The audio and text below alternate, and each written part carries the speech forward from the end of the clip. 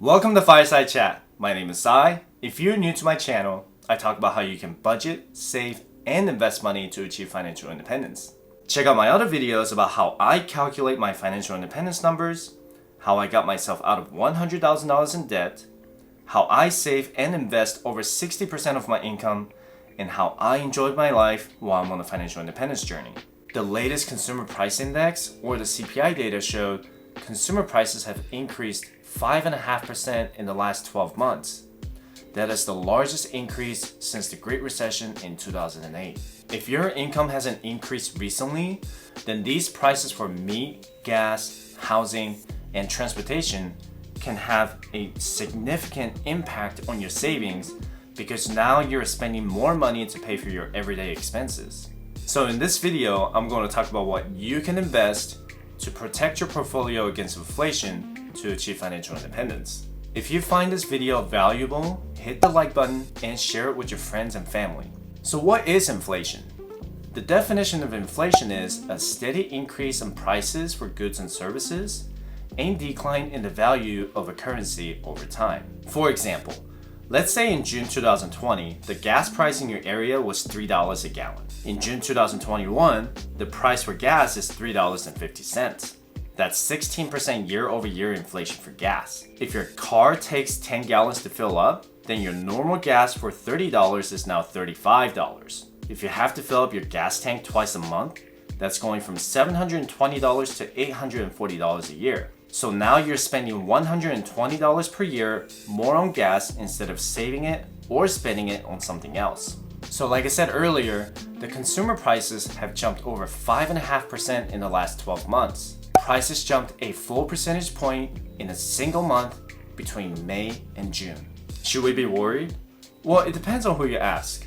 Let's look at the history of inflation before you make that determination. Let's look at the highest inflation rate in US history. The highest year-over-year inflation rate observed was almost 30% in 1778. That was before George Washington became the US president. Since the introduction of the CPI, the highest inflation rate observed was 19% in 1917 during World War I. The US Federal Reserve was created in 1913 to intervene in currency, debt, and equity markets to moderate inflation.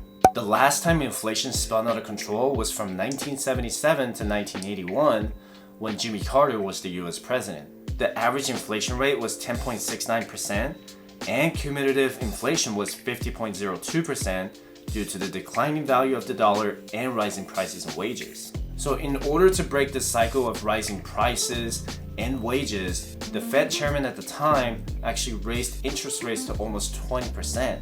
And it actually worked. It took several years, but by 1983, inflation had gone back to just over 3%. Looking at the inflation chart for the last 40 years, inflation hasn't been a serious problem in the US until possibly now. Baby boomers experienced high inflation in the late 70s and the early 80s, but Gen X and millennials haven't really experienced inflation, so this is a new experience for the younger generation. So what the Feds want to see is steady inflation between 2 to 3%. A healthy rate of inflation is actually good for consumers and businesses. What the Feds don't want to see is deflation, because what that means is that consumers would hold on to their cash due to lower consumer spending. And it's usually a sign of weakening economy.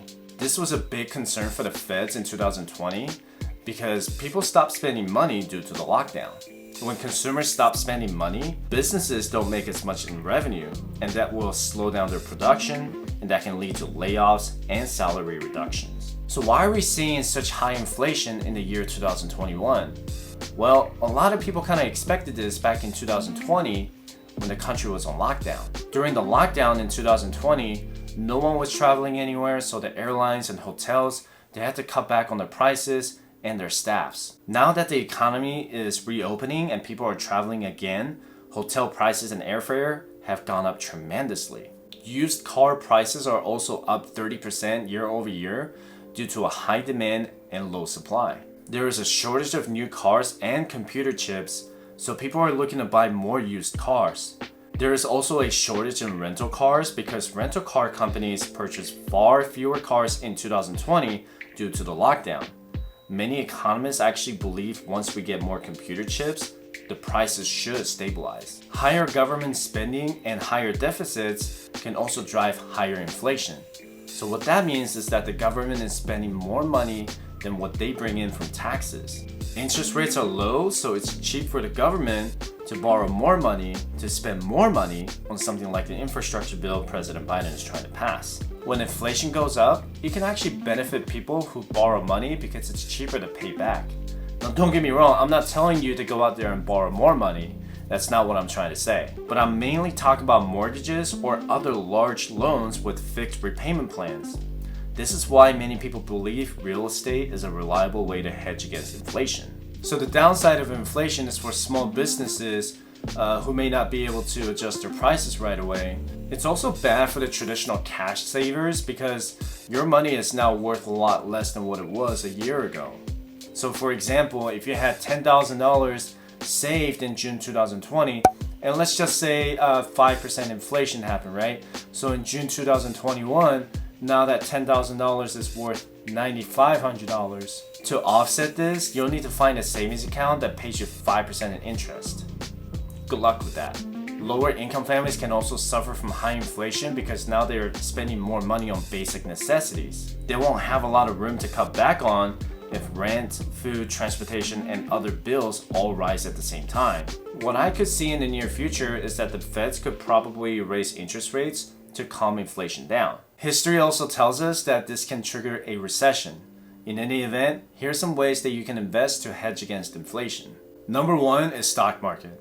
I would consider reallocating some of my extra cash that I have in my savings account into the stock market, but that's not counting my 3 to 6 months of emergency fund. My favorite index funds like VT Sachs and VFIAX have performed 15% in returns since January 1st, 2021. With index funds, you don't need to do any research on specific stocks. You can just invest in these index funds that track thousands of stocks. Invest them for the long term, and you will more than likely to get more return than inflation itself. Just keep in mind that the stock market is never guaranteed to outperform inflation every year. Number two is dividend stocks. I have a separate brokerage account that tracks dividend stocks like JP Morgan Chase and Walgreens Boots Alliance. As of making this video, Chase's dividend yield is at 2.3% and Walgreens at 4%. So let's say you own $10,000 in Walgreens stock and it pays 4% in dividend yield. You will make $400 in annual payout or $100 every quarter. It doesn't quite beat the current inflation rate, but it's way better than parking my money in the Chase savings account that pays 0.01%. You don't have to pick individual dividend stocks. You can invest in a high dividend yield index ETF like BYM with Vanguard that tracks over 400 companies that pay investors dividends. I love investing in dividend stocks. I'm gonna make a separate video about them in the future. Now let's briefly talk about real estate. Buying a residential real estate is actually a great investment to hedge against inflation. However, it can backfire on you if you're not too careful with what you're purchasing. If the property you purchase is way over the market value, you may not be able to make up the high inflation rate. My house, for example, is a 30-year fixed mortgage for $170,000. Yes, I said $170,000 that I purchased back in 2014. Housing is a living expense, not an investment like a rental property. Inflation can help me reduce the value of each month's mortgage payment. Because my mortgage rate is fixed, I don't have to worry about the rising rental prices. My debt is now cheaper because of an average inflation rate of 1.81% and cumulative inflation of 13.39% from 2014 to 2021. The rental prices in my area are between $1,700 and $1,900 a month. So if I decide to move out of my house and decide to rent it out to someone else, I will still pay the same mortgage payment while I'm collecting $1,800 per month in rent. I will be cash flowing $700 a month or $8,000 a year after all the fees and expenses. The house is now no longer a living expense, it is now an investment. There are many other ways that you can invest to hedge against inflation.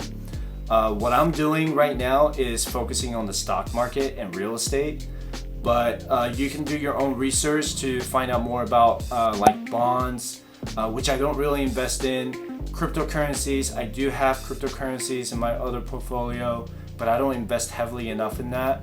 You can also find out about commodities like gold, silver, or other things you can invest in. So the key here is to make sure you do your due diligence before you make any decisions. Lastly, during these inflation times, I want you to consider investing in yourself. So like I said earlier, after you watch this video, I want you to do your own research and find out what type of investment works best for you. Because everyone is different. Everyone's in a different situation. I'm a random YouTuber.